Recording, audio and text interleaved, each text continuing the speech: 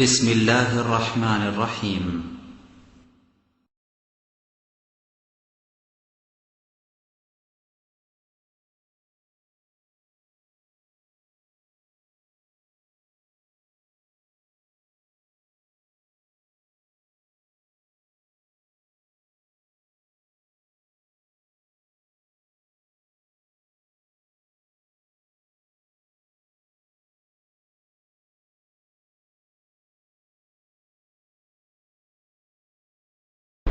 إن الحمد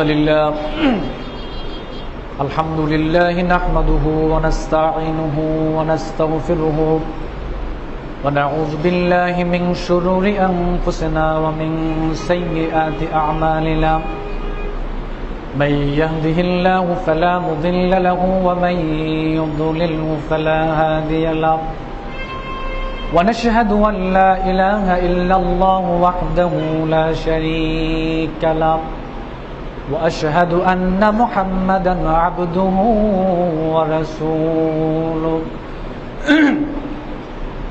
الذي أرسله بالحق بشيرا ونذيرا وداعيا إلى الله بإذنه وسراجا منيرا فقد قال الله تعالى في كلامه المجيد وفرقانه الحميد أعوذ بالله من الشيطان الرجيم بسم الله الرحمن الرحيم قل إن صلاتي ونسكي ومحياي ومماتي لله رب العالمين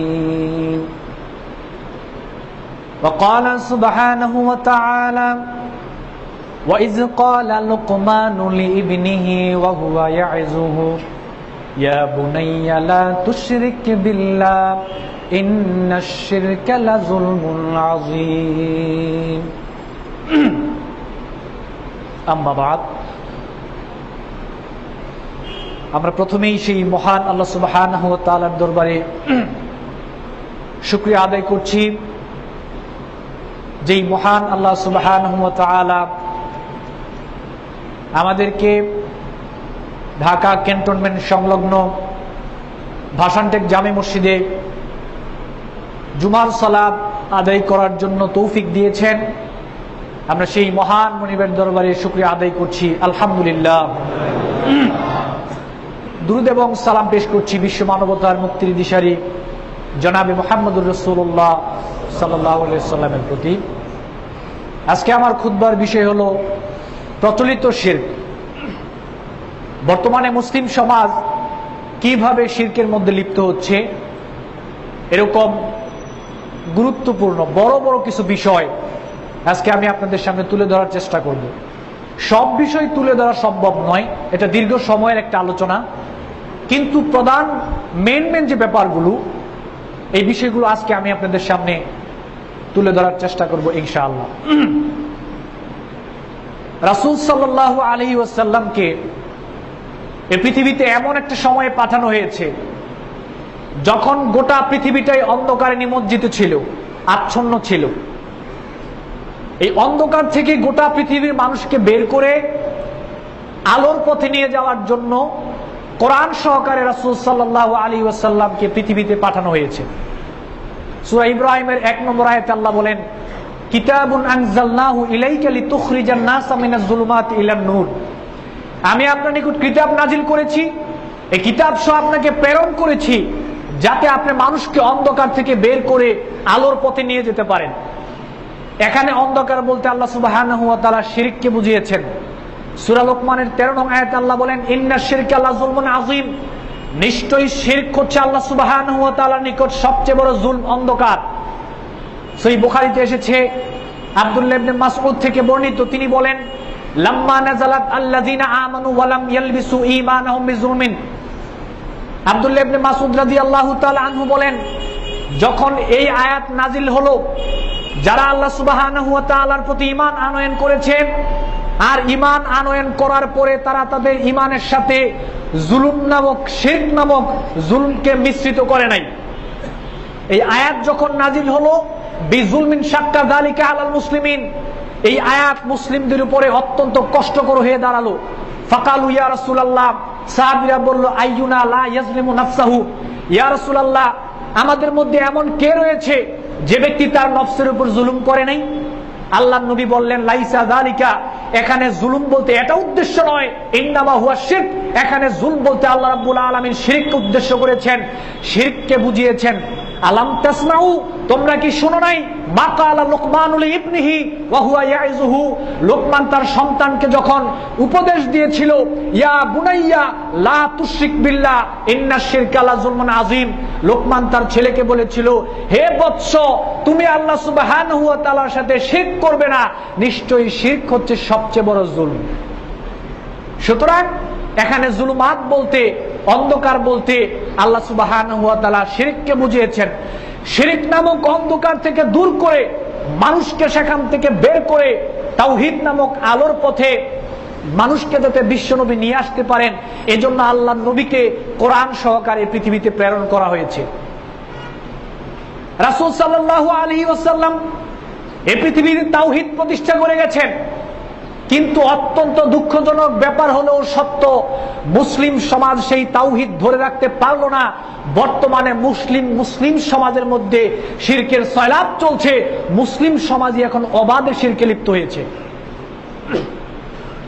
আজকে এই শিরককে কেন্দ্র করে মানুষ কয়েক শ্রেণীতে বিভক্ত। আজকে বাংলার জমিনের শিরককে কেন্দ্র করে মানুষ কয়েক শ্রেণীতে বিভক্ত। এক শ্রেণী শিরক করার পাশাপাশি আমল করছে, আরেক শ্রেণী শিরক আছে কিন্তু আমল নাই, আরেক শ্রেণী শিরকটাকেই আমল হিসেবে করছে।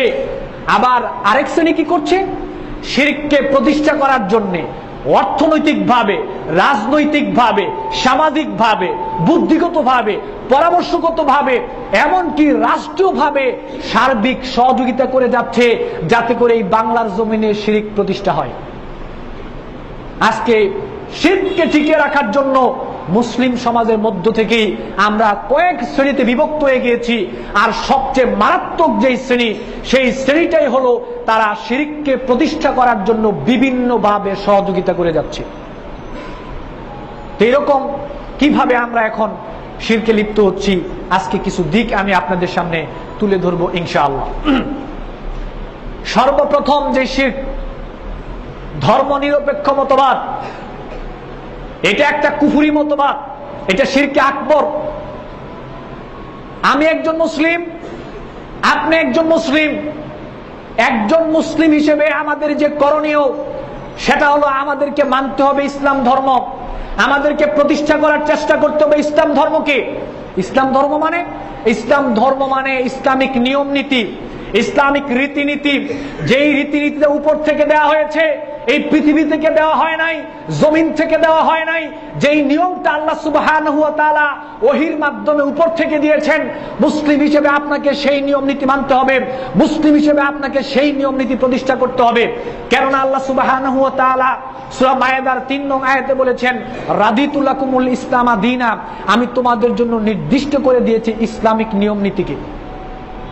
সূরা আল ইমরানের 3 নং আয়াতে বলা হয়েছে, ইন্নাদ দীনা ইনদাল্লাহিল ইসলাম, নিশ্চয়ই আল্লাহর নিকট গ্রহণযোগ্য হচ্ছে ইসলামিক নিয়ম নীতি, যেই নিয়ম নীতিটা আল্লাহ সুবহানাহু ওয়া তাআলা নিজে দিয়েছেন, পৃথিবীর কোনো মানুষ দেন নাই। সূরা শুরার মধ্যে আল্লাহ একই কথা বলেছেন, শারাহা লাকুম মিনাদ দ্বীন, এই ইসলামিক নিয়ম নীতিকে তোমাদের জন্য নির্ধারিত করে দেওয়া হয়েছে, তোমাদের জন্য নির্দিষ্ট করে দেওয়া হয়েছে ইসলামিক নিয়ম নীতিকে। একজন মুসলিম হিসেবে তোমাকে পালন করতে হবে ইসলামিক নিয়ম নীতি, একজন মুসলিম হিসেবে তোমাকে প্রতিষ্ঠা করার চেষ্টা করতে হবে ইসলামিক নিয়ম নীতি। আর ধর্ম নিরপেক্ষ মতবাদ, এটাও একটা নিয়ম নীতি, এটা একটা জীবন ব্যবস্থার নাম। তবে ডিফারেন্স হচ্ছে, যারা ধর্ম নিরপেক্ষ মতবাদ নিয়ে আজকে কথা বলছেন, ধর্ম নিরপেক্ষ মতবাদ মানুষের তৈরি, এটা শয়তানের তৈরি, কিন্তু ইসলামিক নিয়ম নীতি স্বয়ং আল্লাহ সুবহানাহু ওয়া তাআলার তৈরি। সুবহানাল্লাহ। পার্থক্যটা এই জায়গায়। ধর্ম নিরপেক্ষ মতবাদ এটা একটা নিয়ম নীতির নাম, কিন্তু এটা তৈরি করেছে মানুষ, এটা তৈরি করেছে শয়তান।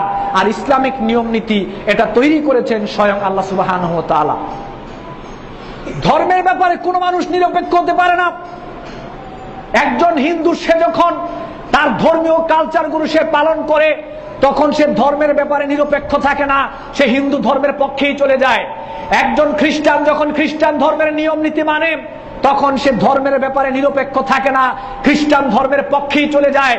একজন ইহুদি যখন ইহুদি ধর্মের নিয়ম নীতি মানে, তখন সে ধর্মের ব্যাপারে নিরপেক্ষ থাকে না, সে ইহুদি ধর্মের পক্ষেই চলে যায়। আমাদের বাংলাদেশের প্রধানমন্ত্রী, বিরোধী দলীয় নেত্রী, এমপি মন্ত্রী যারা রয়েছে, তারা যখন উমরা করতে যান, হজ করতে যান, তখন ওনারা ধর্মের ব্যাপারে নিরপেক্ষ থাকেন না, ধর্মের পক্ষেই চলে যান। সুতরাং ধর্ম নিরপেক্ষ মতবাদ এটা একটা কুফরি মতবাদ, এটা শিরকে আকবর, এটা মানুষের তৈরি নিয়ম নীতি, এটা মানা যাবে না, এটা বিশ্বাস করা যাবে না, এটা প্রতিষ্ঠা করার চেষ্টা করা যাবে না। যে ব্যক্তি এই কাজটা করবে সে সম্পূর্ণভাবে শিরকে আকবরে লিপ্ত হয়ে যাবে। আর তার অবস্থা হবে এরকম।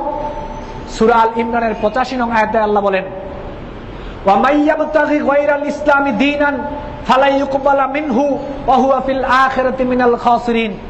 যারা ইসলাম বাদ দিয়ে মানব রচিত নিয়ম নীতি পালন করবে, যারা ইসলাম বাদ দিয়ে মানব রচিত নিয়ম নীতি প্রতিষ্ঠা করার চেষ্টা করবে, হতে পারে সেই নিয়ম নীতি ব্যক্তিগতভাবে মানার চেষ্টা করবে, হতে পারে সেই নিয়ম নীতি পারিবারিকভাবে মানার চেষ্টা করবে, হতে পারে সেই নিয়ম নীতি সামাজিকভাবে মানার চেষ্টা করবে, হতে পারে সেই নিয়ম নীতি রাষ্ট্রীয়ভাবে মানার চেষ্টা করবে এবং তা প্রতিষ্ঠা করার চেষ্টা করবে।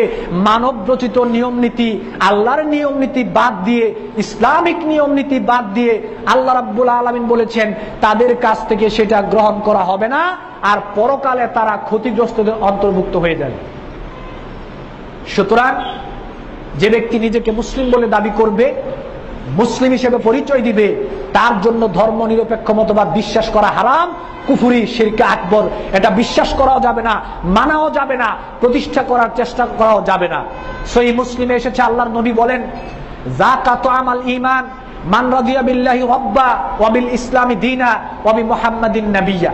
আল্লাহর নবী বলেন, ঈমানের স্বাদ পেয়েছে সেই ব্যক্তি, যে ব্যক্তি আল্লাহ সুবহানাহু ওয়া তাআলাকে রব হিসেবে পেয়ে খুশি হয়েছে, যে ব্যক্তি ইসলামিক নিয়ম নীতির উপরে খুশি হয়েছে, রাসূল সাল্লাল্লাহু আলাইহি ওয়াসাল্লামকে আদর্শ হিসেবে পেয়ে খুশি হয়েছে, সেই ব্যক্তি মূলত ঈমানের স্বাদ অনুভব করেছে।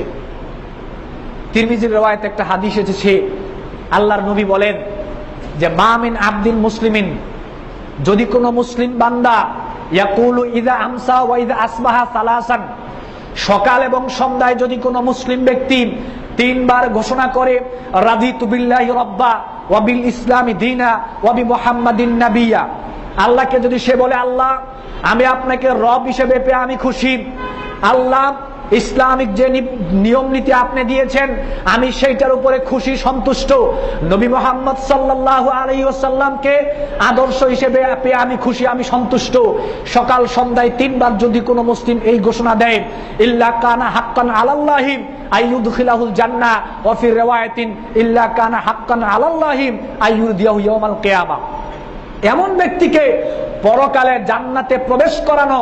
আরেক রিওয়ায়াতে এসেছে এমন ব্যক্তির উপরে খুশি হওয়া, সন্তুষ্ট হওয়া, এটা আল্লাহ রাব্বুল আলামিনের উপর ওয়াজিব, দায়িত্ব, কর্তব্য হয়ে যাবে। যে ব্যক্তি ঘোষণা দিবে,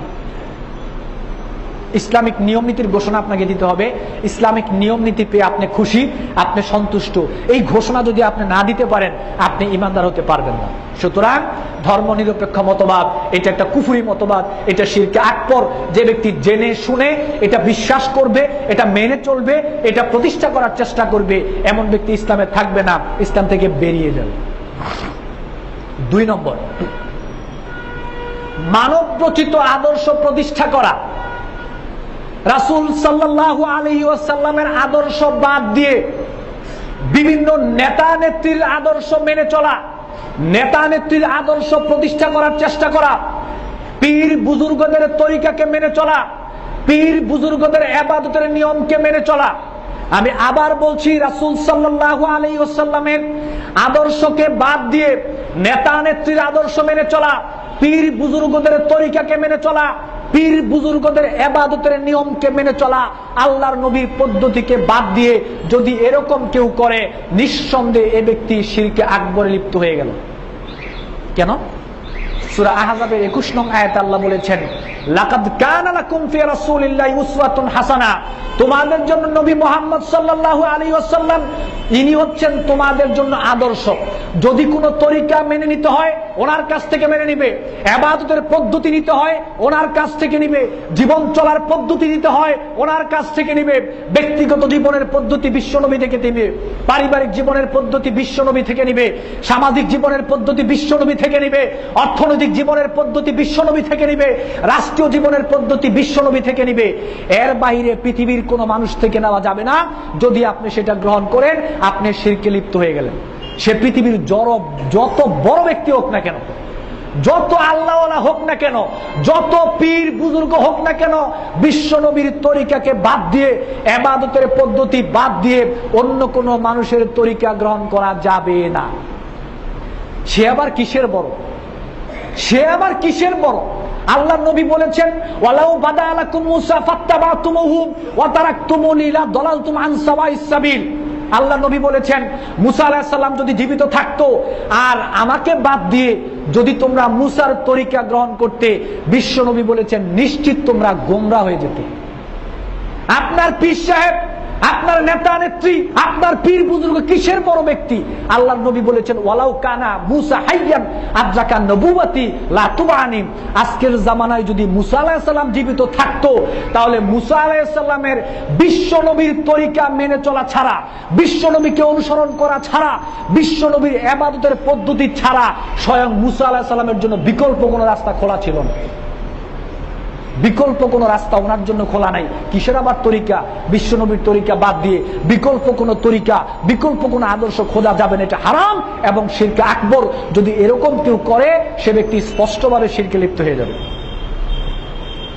আল্লাহ নবী রাজুলুন ইলান নবী সাল্লাল্লাহু আলাইহি ওয়াসাল্লাম, কিছু লোক বিশ্বনবীর কাছে গিয়ে বলল, ইয়া রাসূলুল্লাহ আরাইতা রাজুলান মিনান নাসারা মুতামাসসিকান বিল ইনজিল ওয়া রাজুলান মিনাল ইয়াহুদ মুতামাসসিকান বিত তাওরাত ইউমিনু বিল্লাহি ওয়া রাসূলিহি। ইয়া রাসূলুল্লাহ, আমাদের মধ্যে কিছু কিছু ব্যক্তি রয়েছে ইহুদিদের মধ্য থেকে, তারা তাওরাতকে মানে, তাওরাত অনুযায়ী আমল করে। আবার কিছু কিছু ব্যক্তি ইনজিলকে মানে, ইনজিল অনুযায়ী তারা আমল করে, কিন্তু তারা আপনার প্রতি ঈমান রাখে, আল্লাহর প্রতি ঈমান রাখে। সুম্মা লাম ইয়াত্তাবি'কা, কিন্তু ইয়া রাসূলুল্লাহ তারা আপনার আনুগত্য করে না, আপনার তরিকা মেনে চলতে চায় না, আপনার ইবাদতের পদ্ধতি তারা গ্রহণ করতে চায় না, তারা আপনাকে আদর্শ হিসেবে মেনে নিতে চায় না। এতটুকু কথা ওনারা বললেন। আল্লাহ নবী বললেন, মান সামিআ বি মিন ইয়াহুদিউ আও নাসরানিয়্যু। আল্লাহ নবী বলেছেন, ইহুদি খ্রিস্টান যাদের মধ্যে তারা যদি আমার কথা শুনে থাকে, তাদের মধ্যে যদি আমার দাওয়াত পৌঁছে থাকে, সুম্মা লাম ইয়াত্তাবি'নি ফাহুয়া ফিন্নার, সে ইহুদি খ্রিস্টান হোক সেটা আমার দেখার ব্যাপার নয়, সে আমার প্রতি ঈমান আনুক সেটাও আমার দেখার ব্যাপার নয়। আমার প্রতি ঈমান আনার পরে যদি কোনো ব্যক্তি আমার তরিকা না মেনে চলে, আমার প্রতি ঈমান আনার পরে যদি কোনো ব্যক্তি আমাকে আদর্শ হিসেবে না মানে, আমার প্রতি ঈমান আনার পরে যদি ইবাদতের পদ্ধতি আমার নবী থেকে না নেয়, আমার থেকে না নেয়, ফাহুয়া ফিন্নার, তার ঠিকানা হচ্ছে জাহান্নাম। আপনি কি বুঝলেন? নবীর তরিকা মানতে হবে। কুল্লু উম্মতি ইয়াদখুলুনাল জান্নাহ ইল্লা মান আবা, কিলা ওয়া মান ইয়াবা ইয়া রাসূলুল্লাহ। সহিহ বুখারীতে এসেছে, আল্লাহ নবী বলেছেন সব উম্মত জান্নাতে যাবে, কিন্তু তারা জান্নাতে যাবে না যারা জান্নাতে যেতে অস্বীকার করেছে, অবাধ্য হয়েছে। সাহাবীরা প্রশ্ন করলো, ইয়া রাসূলুল্লাহ কারা তারা? বলল, মান আতানি দাখালাল জান্নাহ ওয়া মান আসানি ফাকাদ আবা। যে ব্যক্তি আমার তরিকা অনুযায়ী চলবে, আমার তরিকা মেনে চলবে, আমার ইবাদতের পদ্ধতি যে ব্যক্তি গ্রহণ করবে, আমাকে যে ব্যক্তি আদর্শ হিসেবে মেনে চলবে, সে ব্যক্তি জান্নাতে যাবে। আর আমাকে বাদ দিয়ে যদি কেউ নেতা নেত্রীর আদর্শ গ্রহণ করে, আমাকে বাদ দিয়ে যদি পীর সাহেবের তরিকা গ্রহণ করে, আমাকে বাদ দিয়ে যদি বুজুর্গদের তরিকা ইবাদতের পদ্ধতি গ্রহণ করে, সারা জীবন আমল করলো, লোকটা জাহান্নামে যাবে। কেন? সে নবীর তরিকা অনুযায়ী চললো না, এবং এটা শিরক। আল্লাহর প্রতি ঈমান এনেছেন, শুনে রাখুন, আল্লাহর প্রতি ঈমান এনেছেন মানে আপনি জান্নাতের টিকিট নিয়েছেন। জান্নাতে যেতে হলে রাসূল সাল্লাল্লাহু আলাইহি ওয়াসাল্লামের আদর্শের ট্রেনে উঠতে হবে, রাসূলের তরিকার ট্রেনে উঠতে হবে, রাসূলের ইবাদতের পদ্ধতির ট্রেনে উঠতে হবে। চট্টগ্রামের ট্রেনের টিকিট কেটে সিলেটের ট্রেনে উঠলে যেমনি ভাবে চট্টগ্রাম যাওয়া সম্ভব নয়, আল্লাহর প্রতি ঈমান আনার পরে আল্লাহর নবীকে বাদ দিয়ে অন্য কোন ব্যক্তির আদর্শের ট্রেনে, অন্য কোন নেতা নেত্রীর আদর্শের ট্রেনে, পীর বুজুর্গের ট্রেনে, তরিকার ট্রেনে উঠলে তদ্রুপ আপনার জন্য জান্নাতে যাওয়া সম্ভব নয়, আপনি জান্নাতে যাবেন না। সুতরাং মানব রচিত আদর্শ নয়, মানব রচিত তরিকা নয়, মানব রচিত ইবাদতের পদ্ধতি নয়, রাসূল সাল্লাল্লাহু আলাইহি ওয়াসাল্লামের আদর্শ, রাসূল সাল্লাল্লাহু আলাইহি ওয়াসাল্লামের তরিকা, রাসূল সাল্লাল্লাহু আলাইহি ওয়াসাল্লামের ইবাদতের পদ্ধতি মুসলিম হিসেবে আমাদেরকে মেনে চলতে হবে, তাহলে এটা শিরক হবে না। এর ব্যতিক্রম যদি আপনি মানব রচিত বিধানের দিকে চলে যান তাহলে এটা শিরক হয়ে যাবে। এরপরে পীরতন্ত্র। পীরতন্ত্র শব্দটাকে কেন্দ্র করে এর ভিতরে যা লুকায়িত রয়েছে, এই শব্দটাকে কেন্দ্র করে যা করা হয় সব শিরক। একেবারে সোজা ভাষায় বললাম, এটাকে কেন্দ্র করে যা করা হয় সব শিরক। আজকে বর্তমানে মুসলিম সমাজ সবচেয়ে বেশি শিরকের মধ্যে লিপ্ত হচ্ছে এই পীরদেরকে কেন্দ্র করে। আজকে তাদের দাবি পীরেরা পরকালের শাফায়াতের ক্ষমতা রাখেন, যারা মুরিদ হবে তাদেরকে শাফায়াত করে পীরেরা জান্নাতে নিয়ে যাবে। নাউযুবিল্লাহি মিন যালিক। এখানে একটা কথা কোট করে রাখার মতো, এখানে একটা কথা কোট করে রাখার মতো, পীর যদি মুরিদকে সুপারিশ করে জান্নাতে নিয়ে যায় তার মানে পীর আগেই জান্নাতি, কারণ জান্নাতি ব্যক্তি ছাড়া তো কেউ কাউকে সুপারিশ করে জান্নাতে নিয়ে যেতে পারবে না। আমার প্রশ্ন হচ্ছে, পীর যে জান্নাতি এই সার্টিফিকেট তাকে দিল কে? জান্নাতি ব্যক্তি ছাড়া আরেকজন ব্যক্তিকে সুপারিশ করে জান্নাতে নিয়ে যাবে, এরকম তো ঘটার কথা নয়। পীর যদি আপনাকে সুপারিশ করে জান্নাতে নিয়ে যায় তাহলে সূরা বাকারার 48 নং আয়াতের কি হবে? আল্লাহ রাব্বুল আলামিন বলেছেন, ওয়াত্তাকু ইয়াওমান লা তাজজি নাফসুন আন নাফসিন শাইআ ওয়ালা ইউকবালু মিনহা শাফাআতু ওয়ালা ইউখাযু মিনহা আদলু ওয়ালা হুম ইনসারুন। আল্লাহ রাব্বুল আলামিন বলেন, সেই দিনকে ভয় করো যেদিন কেউ কারো কোনো কাজেই আসবে না, কারো পক্ষ থেকে সুপারিশ গ্রহণ করা হবে না, শাফায়াত গ্রহণ করা হবে না, সহযোগিতা নেওয়া হবে না, সাহায্য নেওয়া হবে না, এবং ওই দিন আল্লাহ ছাড়া তোমাদের জন্য কোনো সাহায্যকারীও থাকবে না। ওই দিনকে তোমরা ভয় করো। কেমন দিন? সহিহ বুখারীতে এসেছে, আয়েশা রাদিয়াল্লাহু তাআলা আনহা থেকে বর্ণিত, তিনি বলেন, আল্লাহ রাসূল বলেছেন, ইউহশারুন নাসু ইয়াউমাল কিয়ামাতি হুফাতান উরাতান গোরলা। হাসরের মাঠে আমরা সমস্ত মানুষ উলঙ্গ, খালি পায়ে, খাতনাবিহীন আমরা হাসরের মাঠে উঠব। আয়েশা রাদিয়াল্লাহু তাআলা আনহা বললেন, ইয়া রাসূলুল্লাহ, আর রিজালু ওয়ান নিসাউ জামিআন ইয়ানজুরু বা'দুম ইলা বা'দিন। নারী পুরুষ কি সবাই একসাথে উঠব? আমরা কি কেউ কারো দিকে তাকাবো না? আমাদের কি লজ্জা হবে না? আল্লাহ নবী বলেন, আয়েশা, আল আমরু আসাদ্দু মিন ইয়ানজুরু বা'দুম ইলা বা'দিন। হাসরের মাঠের অবস্থা এমন কঠিন অবস্থা হবে, সেদিন কেউ কারো দিকে তাকানোর সুযোগ পাবে না।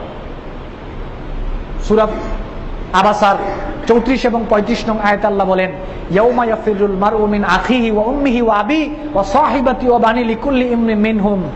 সেদিন পিতা তার সন্তান থেকে, সন্তান তার পিতা থেকে, স্বামী তার স্ত্রী থেকে, স্ত্রী তার স্বামী থেকে, সবাই সবার থেকে পালাবে, কেউ কাউকেই সেদিন চিনবে না। তাহলে আল্লাহ বলতেছেন, পীর তার স্ত্রী থেকে পালাবে, পীর তার সন্তান থেকে পালাবে, সেখানে পীর মুরিদের জন্য সুপারিশ করবে, এটাই বা হয় কি করে? এটা তো আমার বুঝে আসে না। সহিহ মুসলিমে এসেছে, আল্লাহ নবী বলেছেন, ইয়া ফাতেমা আনকিজি নাফসাকি মিনান নার ফাইন্নী লা আমলিকু লাকুম মিনাল্লাহি শাইআ। হে ফাতেমা, তুমি আমার মেয়ে, এতে আসে যায় না, তুমি আমার মেয়ে, অনেক আদরের মেয়ে, এতে আসে যায় না। পরকালে জাহান্নাম থেকে বাঁচার জন্য তুমি তোমার নিজেকেই দিয়ে চেষ্টা করো, নিজের আমল দিয়ে চেষ্টা করো জাহান্নাম থেকে বাঁচার। আমি নবী হিসেবে, আমি তোমার পিতা হিসেবে পরকালে আমি তোমার উপকার করতে পারবো না। নবী তার মেয়েরই উপকার করতে পারবে না, তো পীর আপনার উপকার করবে, এটাই বা হয় কি করে? সহিহ বুখারীতে এসেছে, আল্লাহ নবী বলেছেন, পরকালে কোন মানুষ তার আমলের দ্বারা জান্নাতে যেতে পারবে না। পরকালে কোন মানুষ তার আমলের দ্বারা জান্নাতে যেতে পারবে না। সাহাবীরা বলল, ইয়া রাসূলুল্লাহ ওয়ালা আনতা, আপনিও না? আল্লাহ নবী বললেন যে ওয়ালা আনা, আমিও না। ইল্লা আইয়াতা গাম্মাদানি আল্লাহ বিরহমাতিন মিনহু। তবে হ্যাঁ, আল্লাহ রাব্বুল আলামিনের রহমত ব্যতীত, আল্লাহর অনুগ্রহ ব্যতীত পৃথিবীর কোন মানুষ সেদিন জান্নাতে যাওয়া সম্ভব হবে না। তবে রহমতটা তাদের প্রতি করবেন যারা আল্লাহ রাব্বুল আলামিনকে মেনে চলবে, তাদের প্রতি আল্লাহ রহম করবেন। কিন্তু আল্লাহর রহমত এবং অনুগ্রহ বাদ দিয়ে কোন মানুষ সেদিন জান্নাতে যাওয়া সম্ভব হবে না। তো আজকে পীর যদি আপনাকে শাফায়াত করে জান্নাতেই নিয়ে যায়, পীর যদি আপনাকে শাফায়াত করে জান্নাতেই নিয়ে যায়, তাহলে পীরকে শাফায়াত করে কে জান্নাতে নিয়ে যাবে? পীর তো জান্নাতি না। সুতরাং এটা যদি কেউ বিশ্বাস করে, জেনে শুনে যদি এটা কেউ কার আকীদার মধ্যে রাখে, ঈমান আনার পরে যদি এটা বিশ্বাস করে, ঈমান চলে যাবে। আর ঈমান আনার আগে যদি এটা বিশ্বাস থাকে, তাহলে সে ঈমান আনতে পারবে না। এটা বিশ্বাস করা কুফরি, শিরক, হারাম। কোন মুসলিমের জন্য এটা বিশ্বাস করার সুযোগ নাই যে পীর সাহেব তার মুরিদকে সুপারিশ করে জান্নাতে নিয়ে যাবে। এটা বিশ্বাস করা হারাম। এটা জেনে শুনে বিশ্বাস করলে তার ঈমান চলে যাবে। এরপরে এখন পীরদেরকে কেন্দ্র করে চলছে সেজদা। পীরেরা সেজদার দাবি করছে, মুরিদদের কাছ থেকে এমন অবস্থায় তারা চলে গিয়েছে, এখন মুরিদ হতে হলে পীরদের সেজদা করা ছাড়া বিকল্প কোন রাস্তা মুরিদের জন্য খোলা নাই। আপনি যত বড় আলেম হন না কেন, আপনি যদি পীরের মুরিদ হন, আপনাকেও সেজদা করতে হবে। অথচ এই সেজদাটা ছিল আল্লাহর পাওনা, এই সেজদাটা ছিল আল্লাহর হক। সূরা হজ্জের ৭৭ নং আয়াতে আল্লাহ বলেছেন, ইয়া আইয়ুহাল্লাযীনা আমানু রুকউ ওয়াসজুদু ওয়া'বুদু রাব্বাকুম, হে ঈমানদার সমাজ, তোমরা রুকু করো, সিজদা করো, ইবাদত করো তোমাদের রবের জন্য। এই সিজদাগুলো তোমাদের রবকে করো, এই রুকুগুলো তোমাদের রবকে করো। তোমরা তোমাদের রবের ইবাদত করো, অন্য কারো দাসত্ব গোলামি তোমরা করো না। তিরমিজির riwayate এসেছে, আল্লাহ নবী বলেছেন, লাউ কুনতু আমিরান আইয়াসজুদা লি আহাদিন লা আমারতুল মারআতা আন তাসজুদা লি যাওজিহা।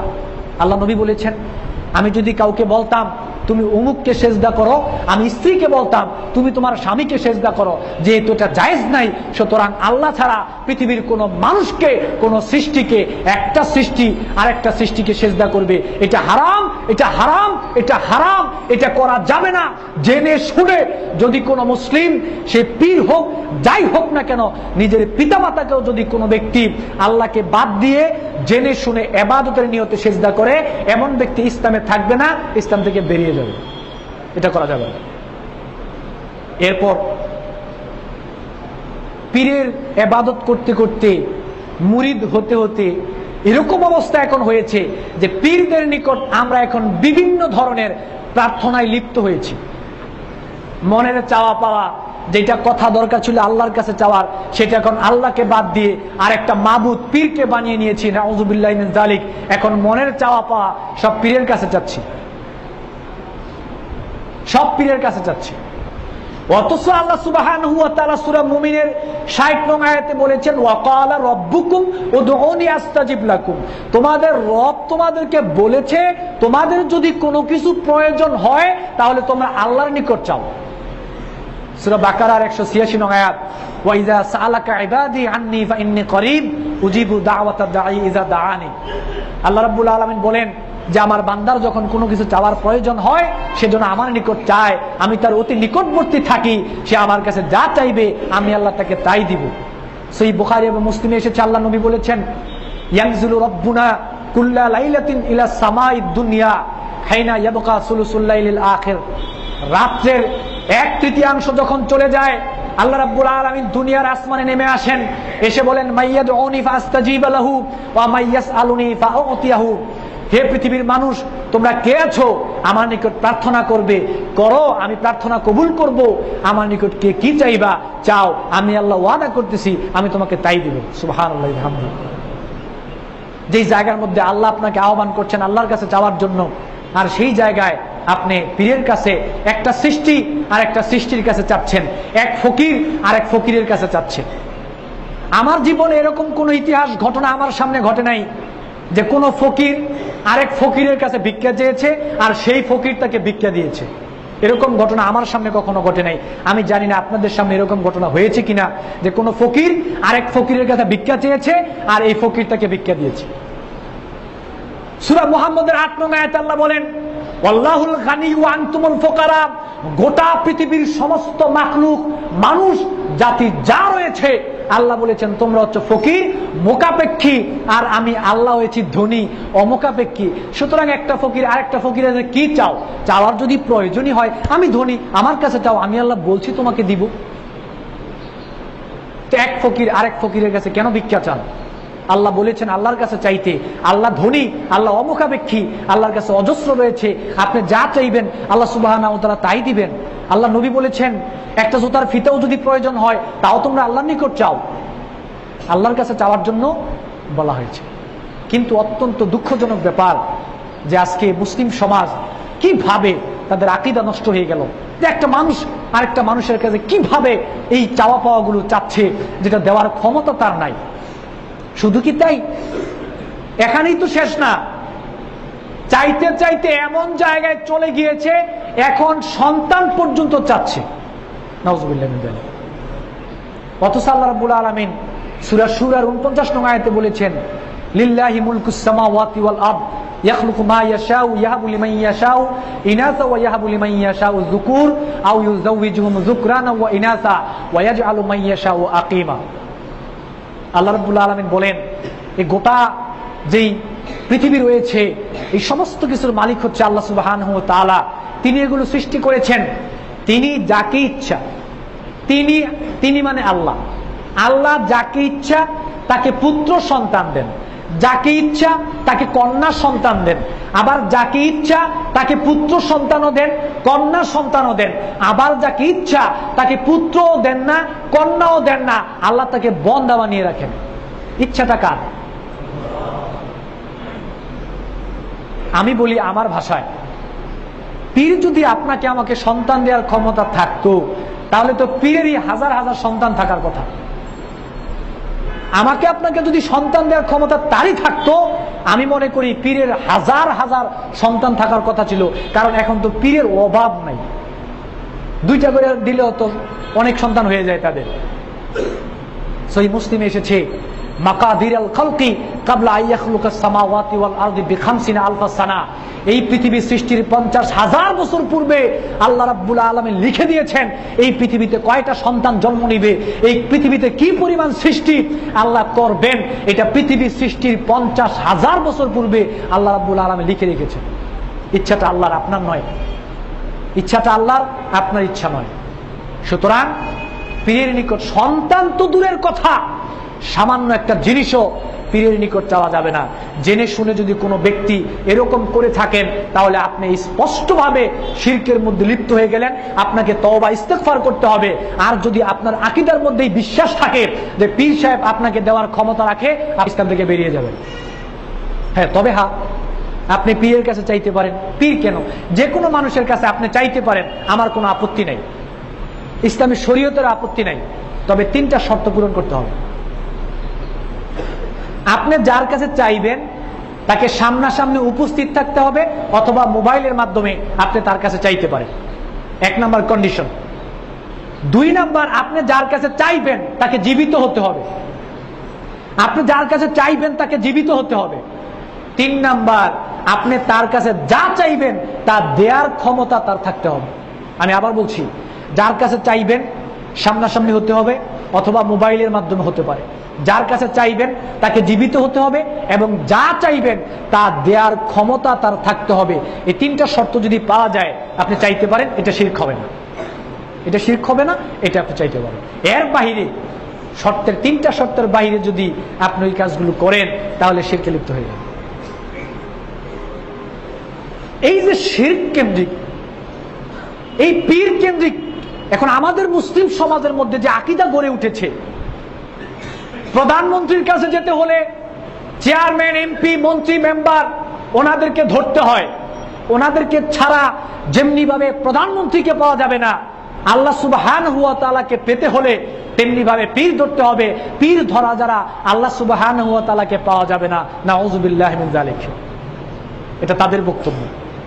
অথচ মানুষ, সহিহ বুখারী এবং মুসলিমে এসেছে, সমস্ত মানুষ যখন আদম আলাইহিস সালামের কাছে যাবে আমাদের জন্য একটু শাফায়াত করেন, ইব্রাহিম আলাইহিস সালামের কাছে যাবে, মুসা আলাইহিস সালামের কাছে যাবে, নূহ আলাইহিস সালামের কাছে যাবে, ঈসা আলাইহিস সালামের কাছে যাবে, পৃথিবীর শ্রেষ্ঠ মানুষগুলো সেদিন সাফায়াত করার সাহস করবে না, আর আপনার পীর আপনার জন্য সাফায়াত করবে। এটা হয় ভাই কি করে?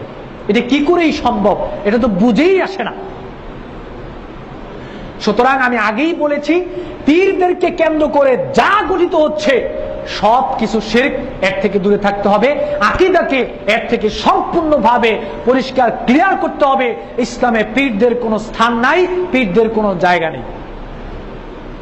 এখন আপনার সাথে আমার কথা, এখন আপনি কি করবেন? আমার এক ওস্তাদকে একটা মাহফিলে প্রশ্ন করলো যে হুজুর, এখন পীররা বক্তব্য দিচ্ছে পীর ধরতে হবে, পীর না ধরলে জান্নাতে যাওয়া যাবে না, পীর ধরা নাকি ফরজ। তো হুজুর প্রশ্ন পেয়ে বলল, হ্যাঁ, পীর ধরা ফরজ, পীর ধরতে হবে। সামনে ছিল দুই শ্রেণীর মানুষ। এক শ্রেণীর মানুষ ছিল পীরদের বিপক্ষে, আরেক শ্রেণীর মানুষ ছিল পীরদের পক্ষে। যারা পীরের পক্ষে তারা খুব খুশি, আর যারা পীরের বিপক্ষে তারা চিন্তা করলো যে হুজুর কি বলতেছে এগুলো, পীর ধরা ফরজ, এটা কি বললো হুজুর? তখন হুজুর জিজ্ঞেস করলেন, সোর ধরা কি? বললো সোর ধরা ফরজ। সোরের মতো পীর ধরাও ফরজ। পীর যেখানে পাবেন, পীর যেখানে পাবেন সেখানেই সোরের মতো পীরদেরকে ধরবেন। ধরার পরে সোরকে যা করেন পীরকে তাই করেন।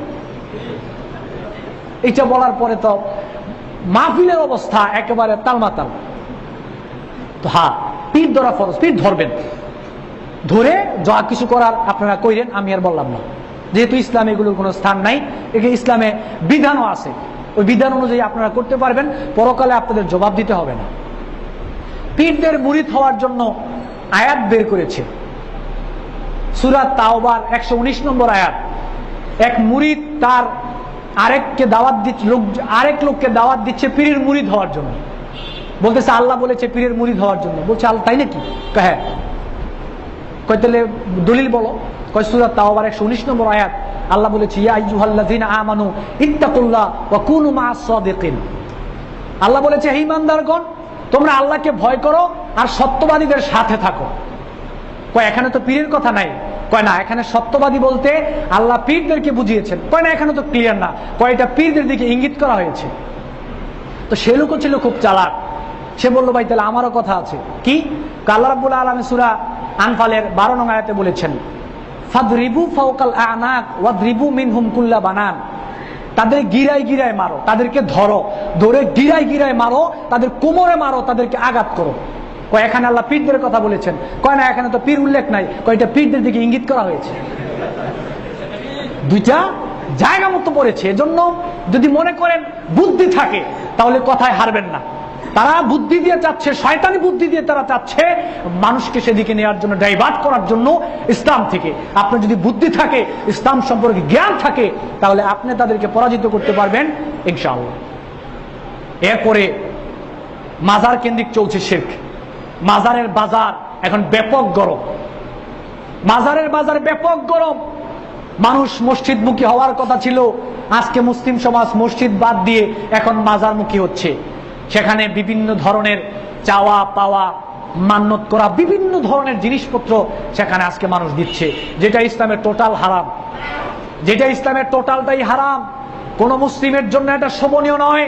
সে কোনো মাজারে যাবে, হোক সেটা ইবাদতের নিয়তে, কোন পীরের মাজারে যাওয়াটা তার জন্য হারাম। সেখানে যাওয়া যাবে না।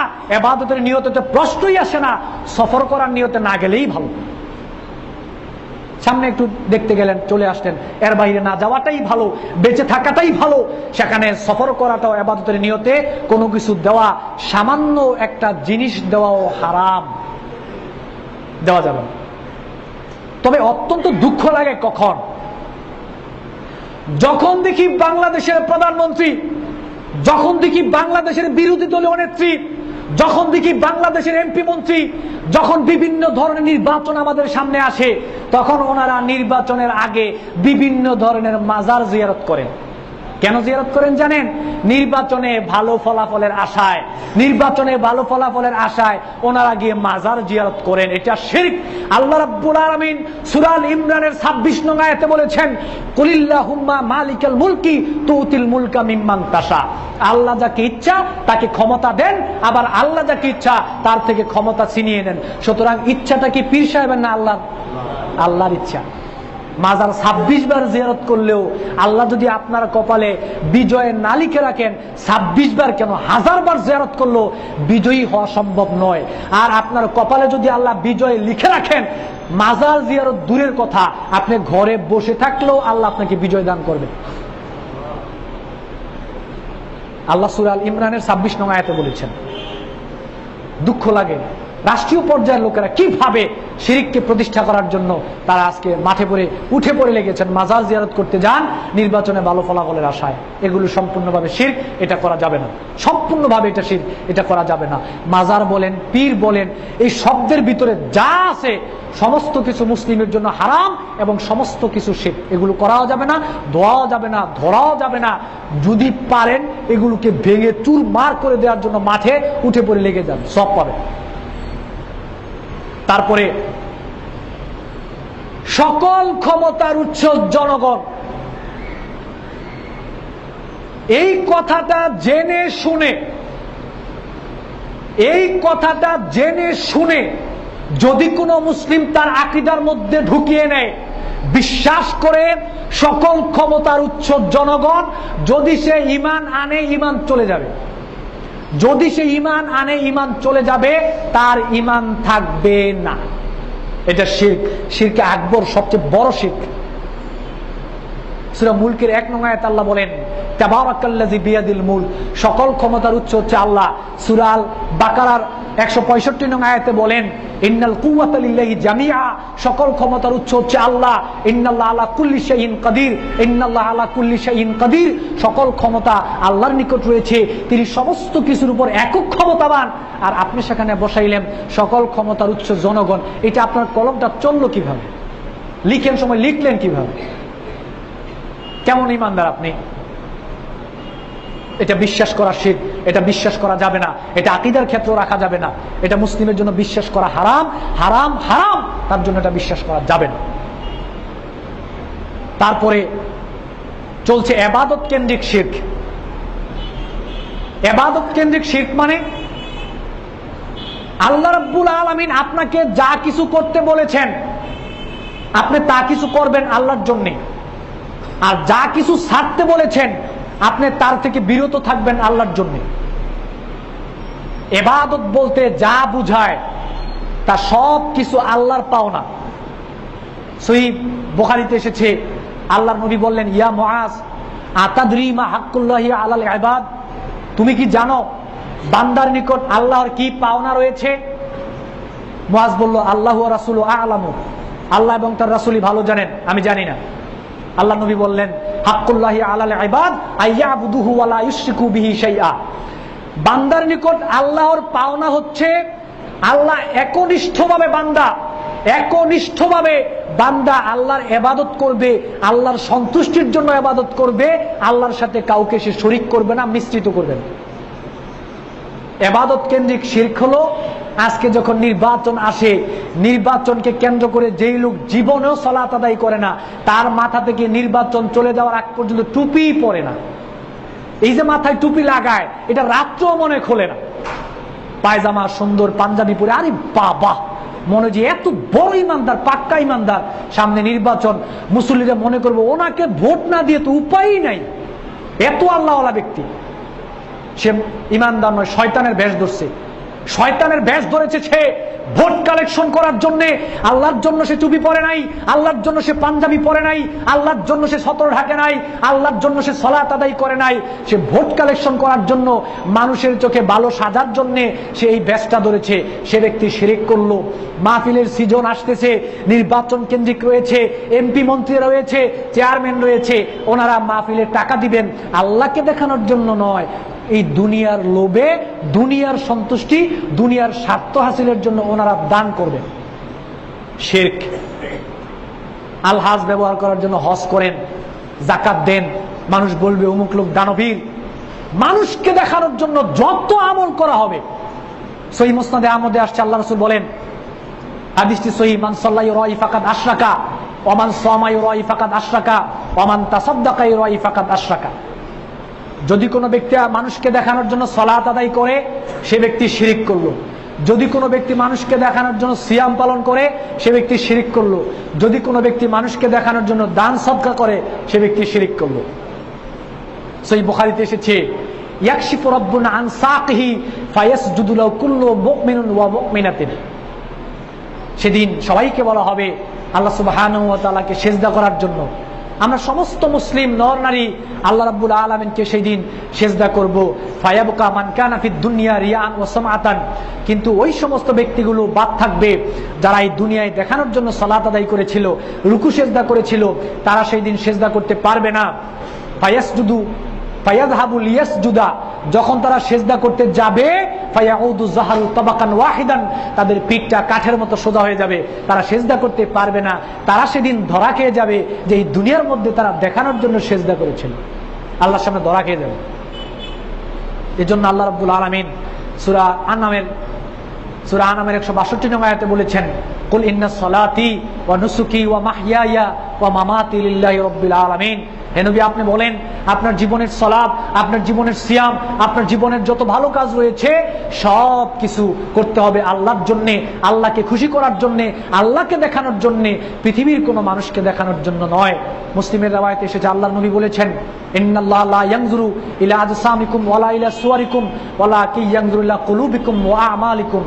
আল্লাহ রাব্বুল আলামিন তোমাদের চেহারা সুরত দেখেন না, তোমাদের শরীর দেখেন না, বাহ্যিকতা আল্লাহ রাব্বুল আলামিন দেখেন না, দেখেন তোমাদের অন্তরের মধ্যে কি নিয়ত রয়েছে, অন্তরের মধ্যে কি নিয়তে কাজটা করতেছো, আর তোমাদের আমলগুলোকে মূলত আল্লাহ রাব্বুল আলামিন দেখেন।